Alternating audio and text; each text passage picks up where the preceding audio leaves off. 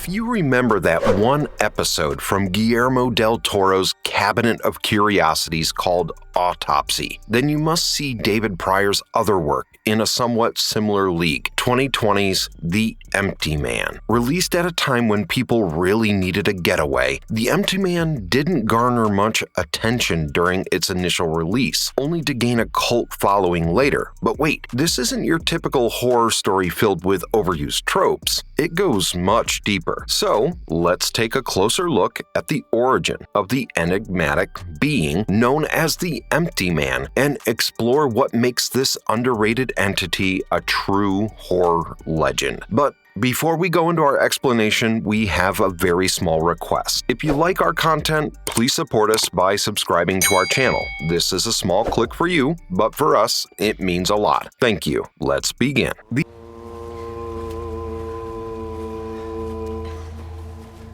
The origins of the Empty Man. It is not easy to explain the exact origins of the Empty Man, as it extends beyond the concept of mere time. If you had asked someone in the Pontifex Society about it, they would have given you a much more complex response regarding the true origins of the Empty Man. But what is clear is that at the very core of its existence, there lies a being that is a force of pure destruction and driven by manipulation. In order to bring this entity to the world, the worshippers decided to use an artificial being that would be shaped entirely by belief and pain, a concept that becomes apparent in the film itself with our protagonist. They called this being the Tulpa, and this being would ultimately end up being the vessel for the Empty Man. Even though the exact origins remain shrouded in mystery, the first events associated with this being can be traced back to an earlier time, specifically situated in the Ura Valley of Bhutan. In order to channel the powers of the Empty Man into the physical realm, a grotesque being was formed using human skeletons imbued with dark energy, which was referred to as the totem from the bones of the dead. While we continue to explore the origins of the supernatural being, it is significant to note that it was right here in Bhutan that the first major event associated with the Empty Man would take place. In 1995, a group of hikers was traveling through the Ura Valley when one of them, Paul, heard a strange whistle that led him away from the group. As he followed the sound, he fell into a deep crevice where he discovered the totem of bones. Even though it felt like there was nothing there, the discovery had an immediate impact on him. Right when Paul laid eyes on the skeletal figure, he entered a catatonic state, as if the entity had taken over his body entirely. What would follow was an event of absolute horrors, as one by one, each of his friends faced the wrath of the Empty Man. They carried Paul out of the crevice and took him to a nearby abandoned building to stay so that he could recover. But something else crept in with them, a presence that began haunting Paul's partner, Ruthie, as Paul whispered cryptic phrases to her. Eventually, Ruthie fell under Paul's control, killed the rest of her friends,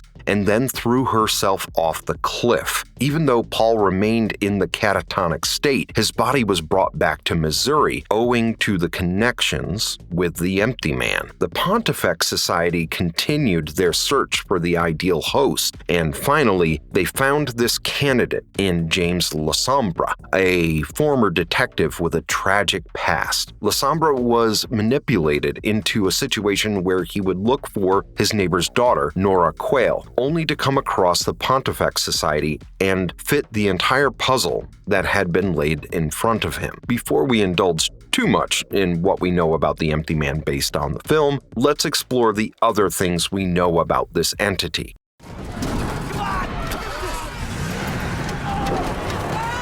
Powers and abilities of the Empty Man, a horrifying presence. When the being is shrouded in so much mystery that you can hardly comprehend it, it becomes really difficult to classify the abilities of the individual. Based on the very first event of possession witnessed involving Paul, it becomes clear that the Empty Man has strong capabilities when it comes to possessing someone. This was demonstrated when Paul went into a completely catatonic state after the Empty Man had taken over him with its presence. It's almost as if the individual is completely hijacked by the empty man, both in body and soul, and then transformed into a beacon of its powers. Once it takes possession, it doesn't take much time to manipulate the host or bend them to carry out its will. Now, that's not the only thing that the empty man can do to absorb its victims. It also possesses the ability to manipulate reality itself in order to encapsulate its victim. Often, this entity places the individual into a psychological limbo while feeding on their fear and trauma by manipulating their memories to craft a particular scenario. False memories may be created in the victim's mind to deepen the grasp that it has over the victim. Manipulating things reaches a whole new level when you consider that the victims who are made to commit suicide try to use their last few seconds of consciousness to write, "The empty man made me do it." It is a clear depiction of the absolute loss of the self at a moment like this, as the empty man takes over the individual entirely and leaves a clear indication of complete control. It's almost as if the empty man wanted people to know that it was the one who did the deed. Immortality is an ability that can surely be associated with this entity, considering it seems to have existed for centuries. By taking over a variety of vessels over the years, it has managed to ensure its survival and perseverance among humans. This is somewhat reminiscent of Pryor's other work, the Autopsy episode from the anthology series Guillermo del Toro's Cabinet of Curiosities. A similar entity managed to survive by taking over the consciousness of other beings over a longer period of time, even though they had completely different perspectives and goals. The empty man's horrifying personality. Over the years, the idea of a horror character has evolved quite a lot in cinema, and often there are similar ones. One look at what happened to the victims might make it feel like the empty man was a Slender Man-like figure, leaving its victims for dead while making sure the blame always fell upon itself to keep the fear alive. But the most horrifying bit about the empty man is the fact that there's no clarity about what this entity is, and it extends beyond the idea of a traditional horror antagonist. The empty man entirely depends on the idea of fear and madness through its interactions with humans. If you look for the answers to the questions, you might face something that will change your entire view of life, because it might reveal that life and existence don't hold the meaning we have always thought they did. Life itself might appear meaningless. In a way, one can say that the empty man is a really well-done supernatural entity that combines almost all the vulnerabilities of humans and actually uses them to bend them to its will. The question of who the empty man is remains unanswered, and everyone responds with jargon that often goes beyond comprehension. But there's a reason for this. The empty man has the ability to exist beyond the traditional boundaries of space and time. One cannot define its presence with a particular instance, as it can be omnipresent, operating according to laws of reality that are higher than any other being. So,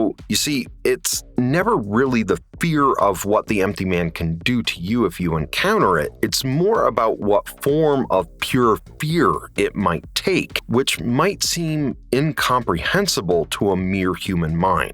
The empty man's evolution in media. Just like its own existence, the lore of the empty man extends beyond cinema, as the movie itself was adapted from the 2014 comic book by writer Cullen Bunn. Even the comic book, with its brilliant artwork, managed to become a truly unsettling project. However, it didn't quite strike fear among readers as effectively as it could have. Fans of the movie might have seen only one case of the growing terror and disease associated with this entity, but the comic book had a much more widespread effect. In this arc, people across the world were afflicted by the empty man. David Pryor, a filmmaker with considerable industry experience in documentaries, was brought in to helm the project after 20th Century Fox acquired the rights to the feature film The Empty Man. The film was produced by Ross Ritchie and Stephen Christie, and in 2016, James Badge Dale, known for Iron Man 3, joined the cast in the lead role. Even though the intended release date for The Empty Man was August 2020, it was pushed to October of that year due to the COVID-19 pandemic. Interestingly, this film would be the last to feature the 20th Century Fox logo, as the branding transitioned to 20th Century Studios. Deadpool might have had its fun by showing remnants of the 20th Century Fox logo, but it was The Empty Man that managed to show the entire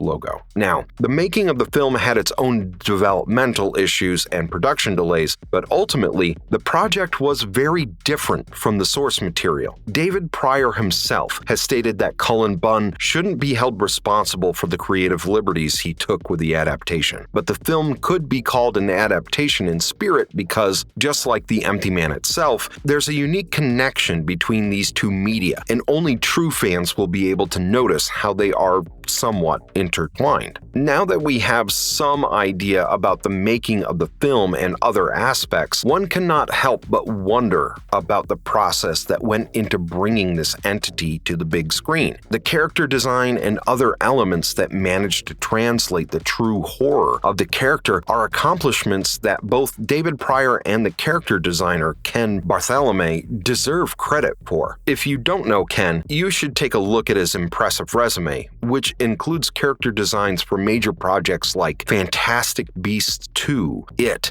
and Godzilla King of the Monsters. Clearly, Pryor knew he was choosing the right person for the task of designing the terrifying Empty Man. Pryor had a clear vision of the look of the character, as he wanted it to be ominous, but not something that would simply make people run away. Instead, he aimed to provoke viewers into processing the unsettling figure. To be honest, I had that exact reaction when I first saw the skeletal figure. My first thought was, what in the kingdom of the crystal skull is this? Ken decided to give the character a certain shape-shifting quality, as it would change its appearance over the course of the film. Everything we see about the character, from the cloak-like structure surrounding it to its hooded appearance, is meant to be an extension of its own body. But by the end, we see an otherworldly figure that is arguably the most unsettling and unforgettable version of the character, something that goes beyond all its previous appearances. Later, fans would link the final appearance of the character to something that looks very similar to Nyarlathotep from the Lovecraftian Cthulhu mythos. While there are aspects that make the two feel somewhat alike, it's arguably better that we don't know exactly what we saw in the end. Naming or associating it with something that has a fully explored arc might diminish the entire horror of the character. The film didn't receive proper marketing, and it had a rather limited release due to the pandemic, later arriving on VOD platforms. When critics reviewed it, they didn't feel it had anything particularly compelling and panned it severely. However, it was only later that the film garnered a positive response from audiences, becoming regarded as a modern cult favorite and even making it onto some best of the year lists. The interest in the film actually brought people back to the original comic book and the second run of the arc, The Empty Man 2 Recurrence, which came out in 2018. Similar to the previous version, this comic book did not focus on developing the arcs of the protagonist, but instead explored the circumstances and how the Empty Man lore impacted a particular family.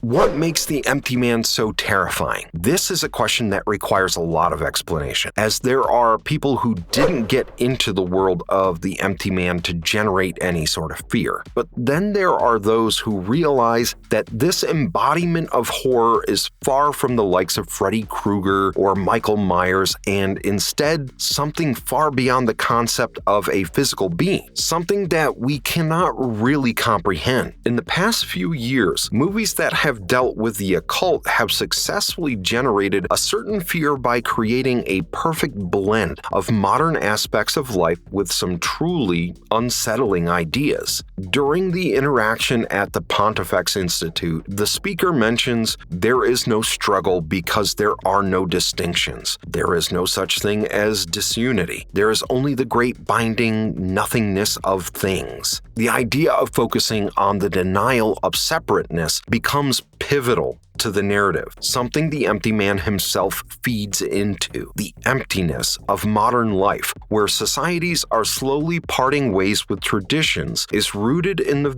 very essence of the empty man. The Pontifex Institute capitalizes on this human vulnerability, drawing followers in with promises of unity and spiritual fulfillment, only to lead them into a much darker, more terrifying reality. Even though the empty man is the primary antagonist, we eventually realize that this entity is merely a vessel through which a greater cosmic entity, the Other, communicates. Along with most of the other cryptic elements in this narrative, we also hear that the only reality is there is no reality except for him, his endless black chaos. That quote encapsulates the existential dread of the modern world being transformed into pure horror. The reason the empty man works so well is the philosophical depth of the entity itself, something that feeds on existential dread by transcending identity, belief, and even reality. David Pryor's version of the empty man clearly explains the profound metaphor this entity represents in the modern world, where it has become increasingly hard to distinguish the self from the other, as if it's a one-on-one conflict between reality and illusion.